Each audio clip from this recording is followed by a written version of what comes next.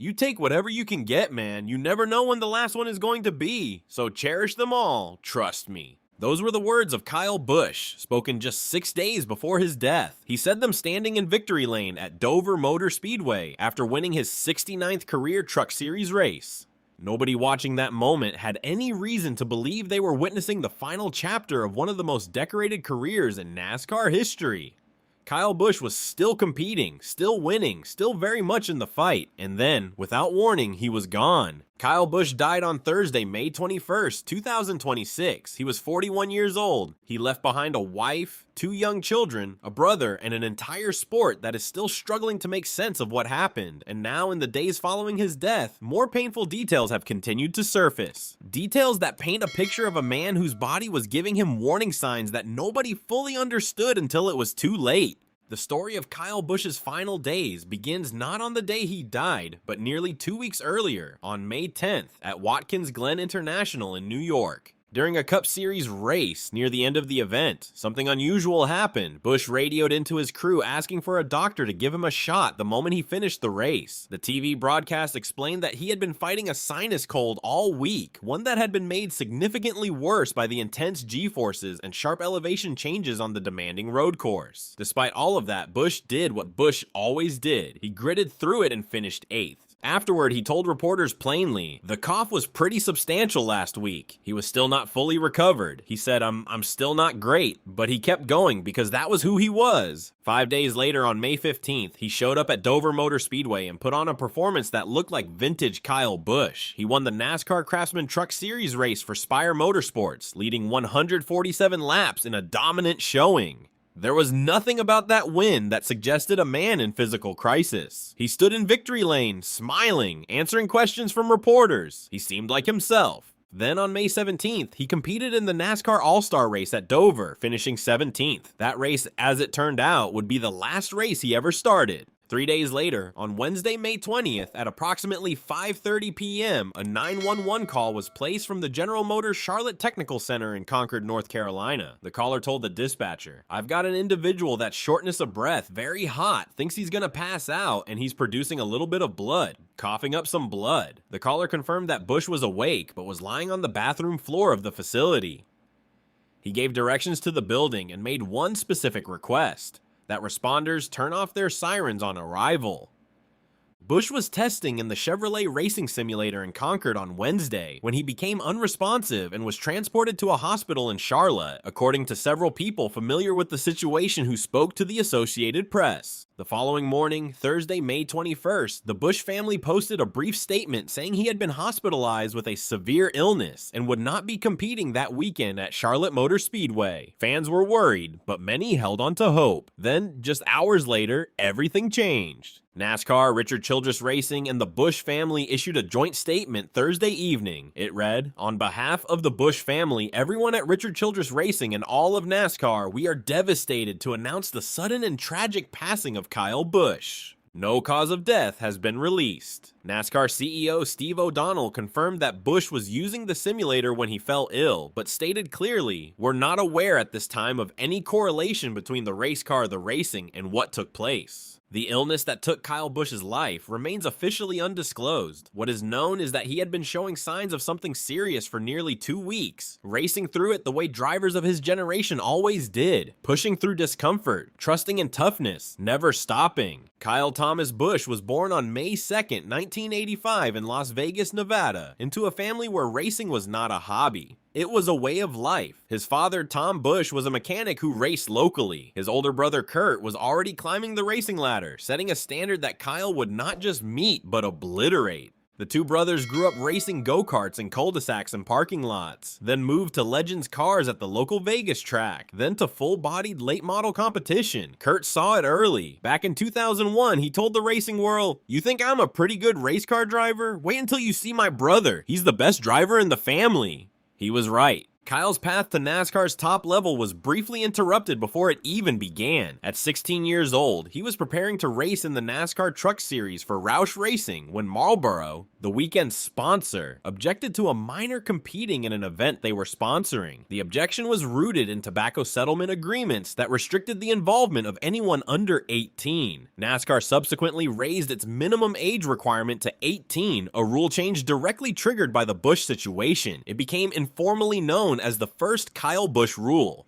He waited, and when he was eligible, he made up for every moment of that wait. His career arc took him through 3 Hall of Fame organizations: Hendrick Motorsports, where he burst onto the scene and won his first Cup race at Auto Club Speedway in just his 31st Cup start, becoming the youngest winner in Cup Series history at the time. Then Joe Gibbs Racing, where he spent 15 years and produced the vast majority of his accomplishments. And finally, Richard Childress Racing, where he took the wheel of the number 8 Chevrolet beginning in 2023.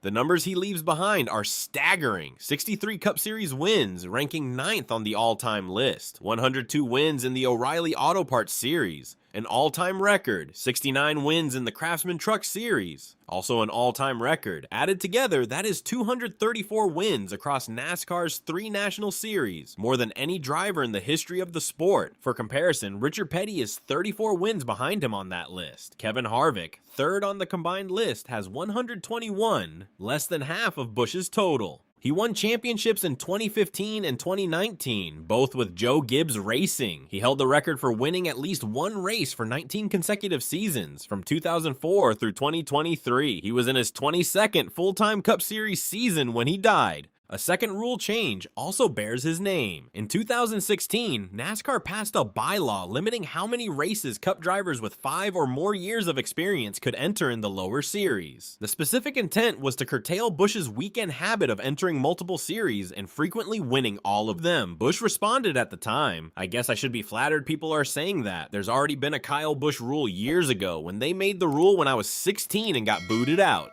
So this is Kyle Busch 2.0. If you only watched Kyle Busch compete, you understood immediately that this was someone different. He raced with an intensity that made other elite drivers look passive. He celebrated in front of booing crowds with a theatrical bow, a nod to his Las Vegas roots, and a flourish that became his signature. He earned the nicknames Rowdy and Wild Thing, not through marketing, but through conduct. He got into post-race fights. He feuded openly with rivals. In 2017 at Las Vegas Motor Speedway, he marched down pit road and physically confronted Joey Logano, sparking a full brawl. In the 2024 NASCAR All-Star race, Ricky Stenhouse Jr. felt Kyle had wrecked him early in the event and responded without hesitation, swinging on Busch and igniting another altercation. Perhaps the most ironic conflict in Busch's career involved a man named Richard Childress. In 2011 at Kansas Speedway, a then 65-year-old Childress approached Busch in the garage and initiated a physical confrontation, uttering the now famous phrase, "Hold my watch." That same Richard Childress later became Busch's team owner at RCR in 2023 and welcomed him with a gift: his own watch, a humorous callback to the incident. His relationship with Dale Earnhardt Jr. had a similarly complicated arc. Busch had been let go from Hendrick Motorsports specifically to make room for Earnhardt on the team. For years, the two coexisted in NASCAR with a tension that never fully dissolved publicly. But in the years before his death, they had quietly rebuilt a friendship. Dale Earnhardt Jr. was clear about who made the first move. "Kyle and I had a really challenging existence for many years, but we luckily took the time to figure out our differences, and that was something he instigated."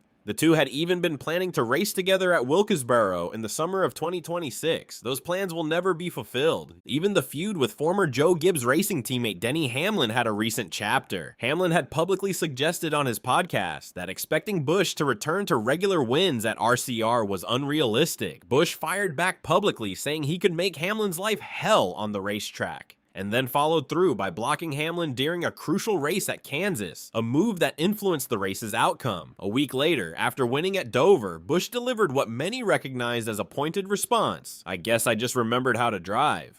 NASCAR CEO Steve O'Donnell understood exactly what Busch brought to the sport. He described him as an American badass behind the wheel who relished playing the villain role and sometimes leaned into it. Fans loved him or despised him, but almost nobody felt nothing. That polarizing pull was part of what made him irreplaceable. Behind the bravado and the bows was a man who sang a children's cartoon theme song. vocabulary. During the closing laps of the 2015 championship race at Homestead, it was his way of staying calm as the title closed in. While his crew chief was sweating, Busch was singing his infant son's favorite show. He won that race. He won the championship. That 2015 season is one of the most remarkable stories in NASCAR history. In February, during the Xfinity Series season opener at Daytona, Busch suffered a catastrophic crash that left him with a compound leg fracture and a broken foot. Doctors estimated 6 months before he could return. He was back behind the wheel in 3. He won 4 races in the remainder of the regular season, qualified for the playoffs on a waiver, and won the championship finale. A comeback that had no precedent in modern NASCAR. He married Samantha Busch on New Year's Eve, 2010. Together, they built a family and a foundation. Their Bundle of Joy Fund was created to advance access to IVF care, raise awareness about infertility, and support families navigating that process. The charity reflected real personal experience and genuine commitment. His son Brexton turned 11 years old on the Monday before his father died. His daughter Lennox is 4. His final social media post was a birthday tribute to Brexton. In it, he wrote, "Happy birthday, Brexton. Your mom and I are so proud of who you're turning out to be. You're the best kid on and off the track. You amaze us every day. Keep doing what you're doing, and there is no limit to what you'll accomplish. Love you, buddy."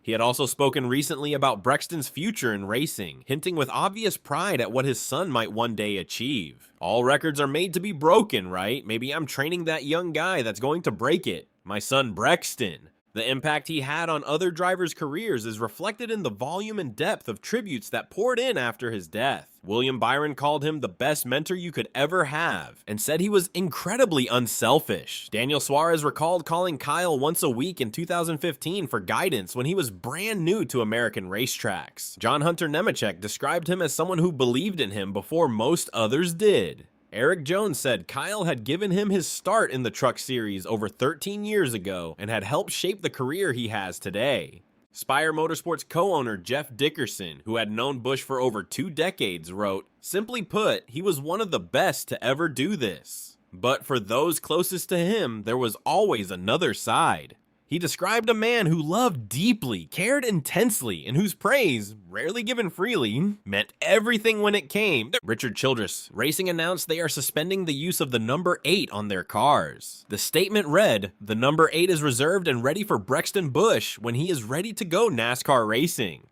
The reaction from the racing world was immediate, wide, and deeply felt. Denny Hamlin, Busch's former longtime teammate, wrote, "Absolutely cannot comprehend this news. We just need to think of his family during this time. We love you, KB."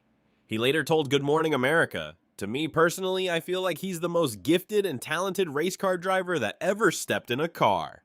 Brad Keselowski wrote one of the most widely shared tributes. "I made him earn every victory and stole a few from him along the way. We took our shots at each other in the media and on the track, but I'd like to think that somewhere deep down there was an appreciation that we pushed each other to perform at the highest level, even if neither of us would have admitted it. Tonight, I feel a little like the coyote with no more roadrunner to chase. His loss is all of our loss, but none more so than his family's."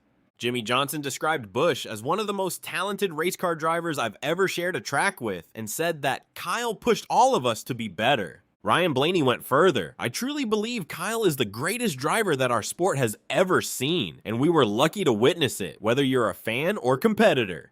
The tributes came not just from within NASCAR. Formula One teams, IndyCar drivers, the NHL, the NBA, WWE, MLB, and heads of government all responded. President Donald Trump posted, "Rest in peace, Kyle Busch. You will always be a legend." Vice President J.D. Vance said, "I had the opportunity to meet Kyle, one of NASCAR's greatest racers, on the campaign trail in 2024. Usha and I are praying for him and his family."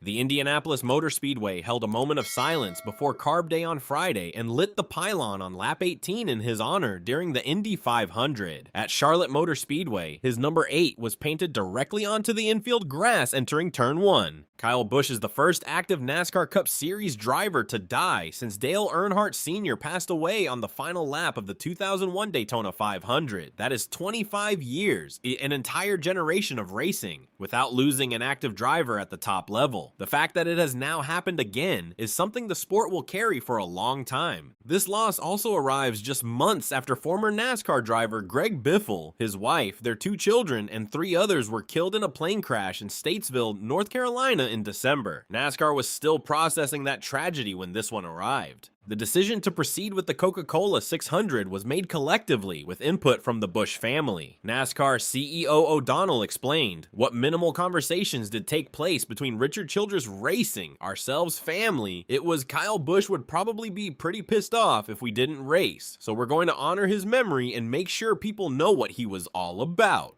Austin Hill drove in place of Busch, running under the number 33 rather than the number 8 out of respect. The garage that weekend was unlike any other in recent memory. On May 15th, 2026, at Dover Motor Speedway, Kyle Busch climbed out of his truck after winning his 234th race across NASCAR's 3 national series. A Fox Sports reporter approached him on the front stretch and asked why moments like these never get old. He smiled and said, "Because you never know when the last one is."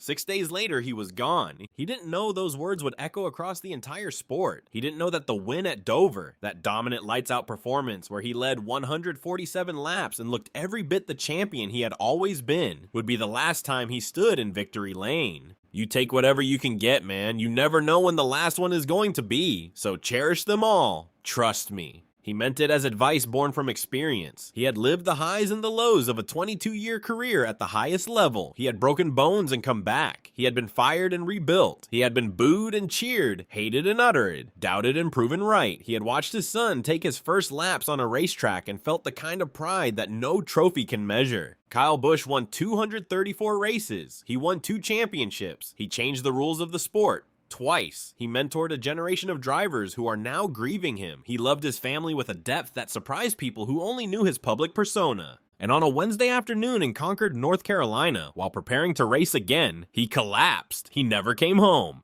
The number 8 sits waiting. Someday, Brexton Busch may climb into it and carry that number forward. If he does, he will be carrying something heavier than a car number. He will be carrying the legacy of the greatest multi-series winner in the history of NASCAR. Cherish them all. Trust him.